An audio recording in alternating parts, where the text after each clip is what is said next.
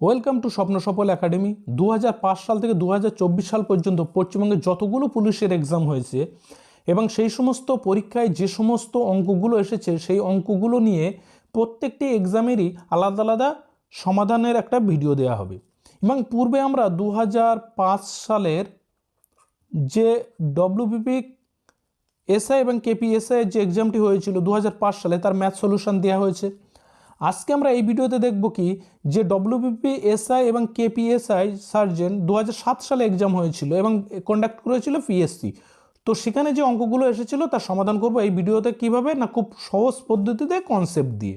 তো চলো শুরু করা যাক ভিডিওটি। একের দাগের প্রশ্নে বলা হচ্ছে যে পিনের মূল্য প্রতি ডজনে 2 পয়সা কমলে 42 পয়সায় আরও 6টি পিন বেশি পাওয়া যায়। প্রতি ডজন পিনের বর্তমান মূল্য কত? তাহলে দেখো বর্তমান প্রতি ডজন পিনের মূল্য কি ধরব? এক্স পয়সা। তাহলে যদি 2 পয়সা করে কমে যায় তাহলে সেই মূল্যটা কি দাঁড়াবে? এক্স মাইনাস 2 পয়সা। তাহলে পূর্বে আমরা কি হতো এই 42 পয়সা আমরা কি পরিমাণ পিন পাবো? তাহলে আমরা কি করব, এই যে 42 এটাকে যদি এক্স দিয়ে ভাগ করি তাহলে এক্স কি হচ্ছে? প্রতি ডজন পিনের মূল্য। তাহলে এই মূল্য দিয়ে যদি ভাগ করি তাহলে পরিমাণটা পাবো, এই যে পরিমাণ সেটা কি হবে? ডজন। অন্যদিকে কি রয়েছে যে 42 এক্স মাইনাস 2, কারণ এটা কি 2 পয়সা কমে যাবে, এটা মূল্য দিয়ে আমরা টোটাল এটাকে যখন ভাগ করছি তখন কি পাবো? ডজন পাবো, পরিমাণ পাবো। তাহলে এখানকার থেকে এটা নিশ্চয়ই কি হবে না কম হবে, যেহেতু এইটা বেশি হবে কারণ এখানে দামটা কম। তাহলে আমরা এখান থেকে কী করবো? এই 42 এখান থেকে এক্স মাইনাস 2 এখান থেকে মাইনাস কী করবো? 42 এক্স। কারণ এই পরিমাণ থেকে যখন এই পরিমাণটা বিয়োগ করব তখন অতিরিক্ত কটা থাকবে? 6টি। এই 6টি, আর 6টিকে আমরা যদি ডজনে পরিণত করি তাহলে কি করব? জাস্ট 12 দিয়ে ভাগ করব। তাহলে 6 আর এটাকে যদি কাটি তাহলে 1-এর 2 পাবো। এখান থেকে এবার দেখো কি করব, আমরা নিচেরগুলো লসাগু নেব। লসাগু যদি নেই তাহলে কি পাবো? X square minus 2x। ওপরে কোনাকুনি গুণ করলে পাবো 42 এক্স মাইনাস 42 এক্স, আর মাইনাসে কি বলছে? মাইনাসে প্লাস, এখানে হবে 84 সমান 1-এর 2। তাহলে এটা কাটা যাবে। এখান থেকে আমরা কি পাবো? এই সাইডে করছি এক্স স্কোয়ার মাইনাস 2x সমান 168। এটা যখন এই সাইডে নিয়ে আসবো x square minus 2x minus 168 সমান 0, এটা মিডল টার্ম হলো। তার মানে এই 168কে আমরা এমনভাবে ভাঙবো যার যোগ বা বিয়োগ করলে আমরা কি পাবো? 2 পাবো। তাহলে এটাকে যদি আমরা ভাঙি 14 এবং 12 দিয়ে, 14 আর 12 গুণ করলে কত পাবো? 168। আবার 14 থেকে 12 বিয়োগ করলে কত পাবো? 2। তার মানে এখানে কি দাঁড়ালো? X square minus 14x plus 12x minus 168। যখন এইরকম একটা পজিশনে আসবে তখন আমরা আর এর বাকি অংশ করব না, কমন নেওয়ার ব্যাপার যেটা আছে সে ততদূর আর করব না। আমরা কি করব? যার আগে মাইনাস আছে কার আগে? 14-র আগে। তার মানে আমাদের উত্তর কি হবে? 14 হবে। কারণ এই 12-র আগে প্লাস আছে, প্লাসটাকে সমান সমানে ওই সাইডে গেলে কি হবে? মাইনাস হবে। তো মাইনাস তো হতে পারে না, তাহলে কি হবে? সঠিক উত্তর 14 হবে। অপশান ডি হবে এর সঠিক উত্তর। এখান থেকে যদি কমন নেওয়া হতো তাহলে এক্স কমন নিয়ে কি করতাম? এক্স মাইনাস 14 প্লাস 12 কমন নিলে এখানে এক্স মাইনাস আবার 14 হতো। তার মানে এখান থেকে কী করতাম? এক্স মাইনাস 14 একটা কমন যেত, আর অন্যদিকে কী হতো? এক্স প্লাস 12 কমন যেত।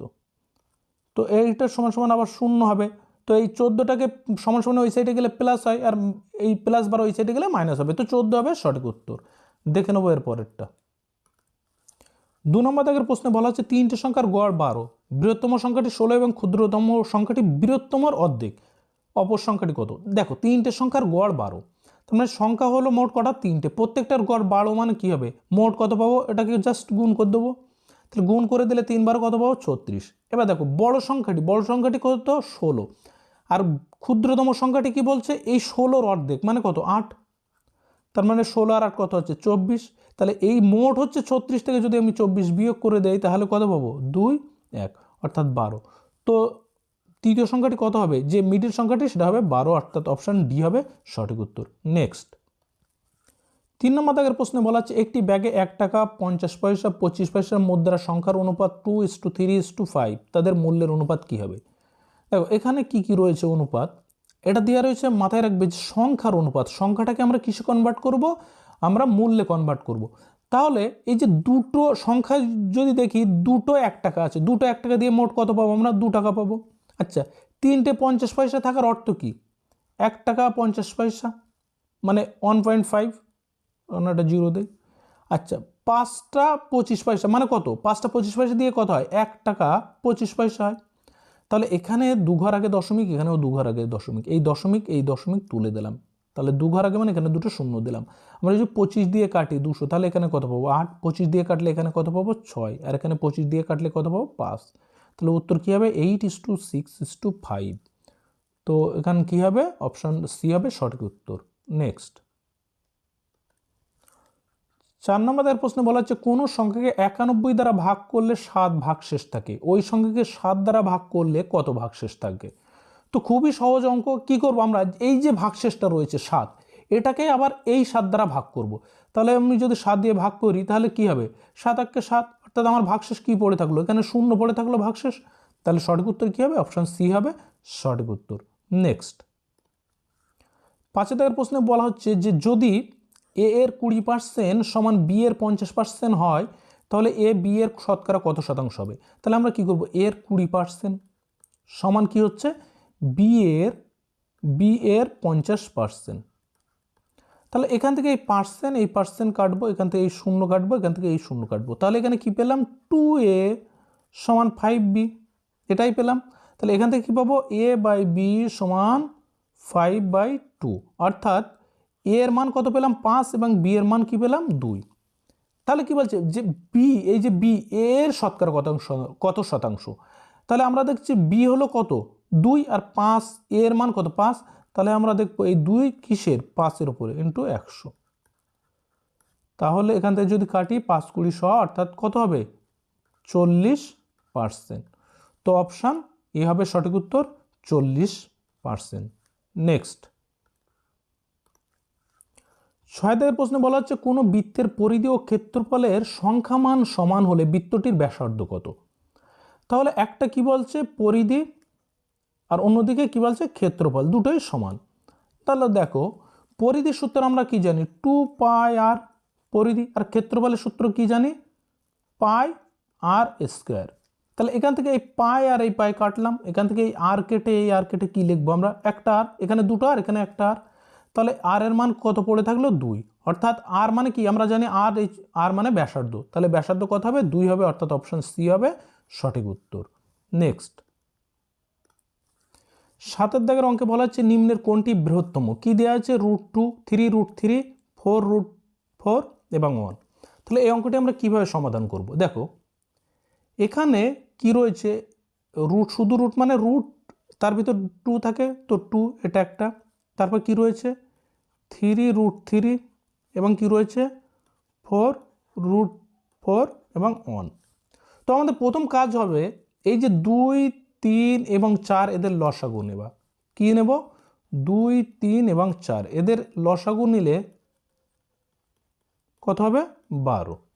তারপর আমরা কি করব, এটাকে জাস্ট কি করব এই 12 এখান থেকে দেব 2, এখানে কি করব 12 3 এবং এখানে কি করব 12 4 এবং 12 1। তারপরে দেখো এখানে কি রয়েছে 2, এই 2কে আমরা এই 12 মানে 2 দিয়ে এই 12কে ভাগ করব, ভাগ করলে কত পাবো 6, এখানে 6 লিখব। এই 3 দিয়ে আমরা 12টাকে যদি ভাগ করি, ভাগ করলে কত পাবো এখানে 4।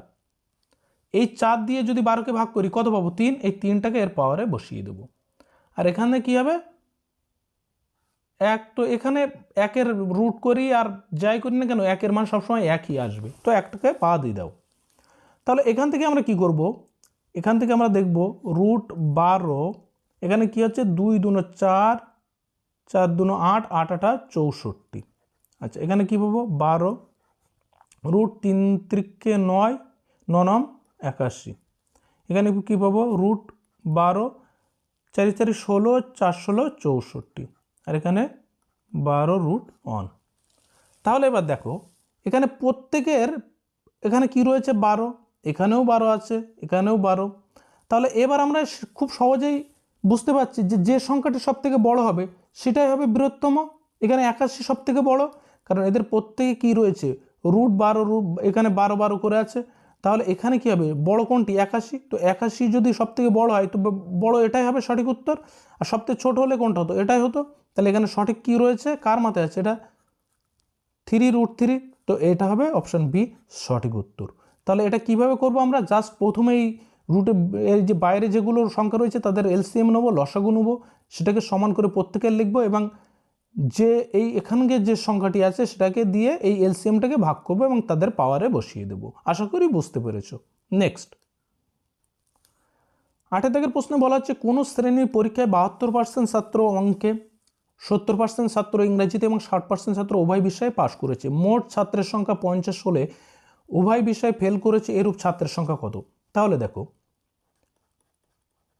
অঙ্কে পাশ করেছে কত, 72%। আচ্ছা, ইংলিশে পাশ করেছে কত, ইংলিশে পাশ করেছে 70%। আর উভয় বিষয়ে কত পাশ করেছে, 60%। তাহলে এই যে 60%, এই 60% কার ভিতরে রয়েছে, এরা অঙ্কেতেও পাশ করেছে, এরা কিসে পাশ করেছে, ইংলিশেও পাশ করেছে। তাহলে আমরা কি করব, যে কোনো একটাতে কাউন্ট করব, কারণ এই 60% যেহেতু অঙ্ক এবং ইংলিশ দুটোতেই আছে, তাহলে একটাতে কাউন্ট করার জন্য কি করব আমরা, এই যে 72 এবং 70 এই দুটো যোগ করলে কি পাবো, 142। তো এই যে 142, এখানেও আমরা 60কে ধরে নিচ্ছি, এখানেও 60কে ধরে নিচ্ছি, অর্থাৎ 60কে দুবার ধরা পড়ছে, তাই একবার কি করব, 60 এখান থেকে বিয়োগ করব, 2, এখানে কত হবে 8। তার মানে কি হচ্ছে, কেবলমাত্র অঙ্ক এবং ইংরাজি আলাদা আলাদাভাবে পাশ করার ছাত্রের সংখ্যা কত পার্সেন্ট, 82%। তাহলে এটা কি হচ্ছে, এটা পাস। তাহলে ফেল কত হবে, ফেল হচ্ছে 18%, 18% ফেল। বলা হচ্ছে যদি 50 ছাত্রের সংখ্যা 50 হলে, মোট ছাত্রের সংখ্যা 50 হলে ফেল করেছে কতজন, তাহলে আমরা দেখতে পাচ্ছি 100 জনের ভিতরে ফেল করছে কতজন, মাত্র 18 জন। তাহলে 50 জনের ভিতরে কতজন ফেল করছে, তাহলে কি করব, এটাকে আমরা জাস্ট 2 দিয়ে কাটবো, 2 দিয়ে এটা কাটলে কত পাবো, 9। অর্থাৎ কি হবে, এই 9 জন, অর্থাৎ অপশন সি হবে সঠিক উত্তর। নেক্সট 9 দাগের প্রশ্নে বলা হচ্ছে যদি কোনো কাজ 12 জন লোক 20 দিনে করে তাহলে 15 জন লোক কাজটি কতদিনে করবে। খুবই ইজি অঙ্ক। তাহলে কি করব, যে 12 জন লোক কোনো একটি কাজ কতদিনে করছে, 20 দিনে। আমরা জানি যে ম্যান ডে বাই নিচে কি লিখতে হয়, ওয়ার্ক। তো এটা কি পেলাম, 12 জন মানুষ 20 দিন করছে, অন্যদিকে কি হচ্ছে, 15 জন মানুষ কতদিন করবে, এক্স করলাম। তাহলে 5 দিয়ে কাটলে কি করব আমরা, 5 দিয়ে কাটলে 3 5 15, 5 দিয়ে কাটলে এখান থেকে পাবো 4, এই 3 দিয়ে যদি 12কে কাটি 4 পাবো। তাহলে এক্স এর মান কত পাবো, 4 4 16। অর্থাৎ কি হবে না, এটা হচ্ছে 16 দিনে, অর্থাৎ অপশন ডি সি হবে সঠিক উত্তর। নেক্সট 10 দাগের প্রশ্নে বলা হচ্ছে যে কিছু টাকা সরল সুদে 8 বছরে দ্বিগুণ হয়। এখানে দুটো বিষয় মনে রাখবে, যে 8 বছরে দ্বিগুণ হয়, এই দুটো জিনিস মেন পয়েন্ট। সুদের হার কত, তাহলে দেখো, ধরলাম আমার আসল কত, আসল 1 টাকা। এই টাকাটা দ্বিগুণ হওয়ার অর্থ কি, নিশ্চয়ই তাহলে আমার 2 টাকা হচ্ছে। এই যে ঘটনাটা ঘটছে কত দিনে হচ্ছে, এটা 8 বছরের। তাহলে এটা ছিল কি আমার আসল, এটা কি হলো, সুদ আসল হলো। তাহলে সুদ হলো কত, 1 টাকা ছিল 2 টাকা হয়েছে, অর্থাৎ সুদ হলো আমার 1 টাকা, এটা হলো কি আমার সুদ। তাহলে আমি এখান থেকে আসল পেলাম, সুদ পেলাম, তাহলে আমরা এখানে লিখতে পারি 1 সমান 1 মানে আসল গুণ সময় 8 বছর, সুদের হার জানা নেই, আর বাই কি লিখবো, 100। তাহলে এখান থেকে 4 দিয়ে যদি কাটি 2 পাবো, এখানে 4 দিয়ে কাটলে কত পাবো, 25। তার মানে কি পেলাম, 2r সমান 25। তাহলে আর সমান কত পাবো, আর সমান 12 পূর্ণ 1/2, অর্থাৎ 12.5। তো কি হবে, এখানে 12.5 হবে, অর্থাৎ অপশন এ হবে সঠিক উত্তর। নেক্সট 11 দাগের অঙ্কে বলা হচ্ছে যে কোনো বিজোড় স্বাভাবিক সংখ্যার বর্গকে 8 দ্বারা ভাগ করলে অবশিষ্ট কত থাকবে। তাহলে একটা যে কোনো বিজোড় সংখ্যা নেই, ধরলাম 3, এর স্কোয়ার করলাম কত হবে, 9। 9কে যদি 8 দিয়ে ভাগ করি তাহলে কি হবে, 1 হবে আমার ভাগশেষ। আবার যদি আমি অন্য একটি বিজোড় সংখ্যা নেই, বিজোড় সংখ্যা ধরো 5 নিলাম, 5-এর স্কোয়ার করলে কত হবে, 25। 25কে যদি 8 দিয়ে ভাগ করি তাহলে কি হবে, 3 8 24, মানে সেই একই ভাগশেষ পড়ে থাকলো। তাহলে সঠিক উত্তর কি হবে, অপশন ডি হবে সঠিক উত্তর 1। নেক্সট 12 দাগের প্রশ্নে বলা হচ্ছে কিছু টাকা 3 বছরে 632 টাকা 50 পয়সা হয় এবং 5.5 বছরে 673 টাকা 75 পয়সা হয়, টাকার পরিমাণ কত, মানে আসলটা কত। তাহলে যেহেতু বেশিটা আমরা আগে লিখবো 5×1=2, এই বছরে সুদ হচ্ছে কত 673 টাকা 75 পয়সা। এবং অন্যদিকে কি হচ্ছে না 3 বছরে যেটা হচ্ছে 632 টাকা 50 পয়সা। তাহলে এখান থেকে যদি আমি বিয়োগ করি সেক্ষেত্রে কী পাবো, এখান থেকে 5.5 বছর থেকে 3 বছর বিয়োগ করলে 2×1=2, এবং এখান থেকে যদি এটাকে বিয়োগ করি তাহলে 0.25 পাবো, এবং এখানে কত পাবো 1, আর এখানে হবে 7 মানে 4, অর্থাৎ 41 টাকা 25 পয়সা। তো অ্যাকচুয়ালি কি হচ্ছে না 2.5 বছরে তার যে সুদ হচ্ছে 41 টাকা 25 পয়সা, 1 বছরে কত হচ্ছে সেটা বার করে নেবো। তাহলে 2 × 4 আর 5/2। তো এই যে সময়টা দিয়ে এটাকে যদি আমি ভাগ করি তাহলে 1 বছরেরটা পেয়ে যাব। তাহলে কি করব 41.25, এটাকে জাস্ট 5/2। তো এই 2টাকে আমরা কেটে দিয়ে ওপরে তুলে নেব 2। তো এখান থেকে আমরা কি করব, এখান থেকে কাটবো 5×8 40, 5×2 10, 5×5 25, অর্থাৎ এখানে কি পেলাম 8.25। এটাকে যদি 2 দিয়ে গুণ করি তাহলে কি হবে 50, এবং 8×2 16, অর্থাৎ 16 টাকা 50 পয়সা। দেখো 16 টাকা 50 পয়সা তার সুদ হচ্ছে কত 1 বছরে। তাহলে 3 বছরে, কারণ আমরা যদি 3 দিয়ে অথবা 5.5 যে কোনো একটা দিয়ে করব, তা আমরা 3 বছর দিয়ে করব। 3 বছরে সুদে আসলে কি হচ্ছে এই টাকাটা হচ্ছে।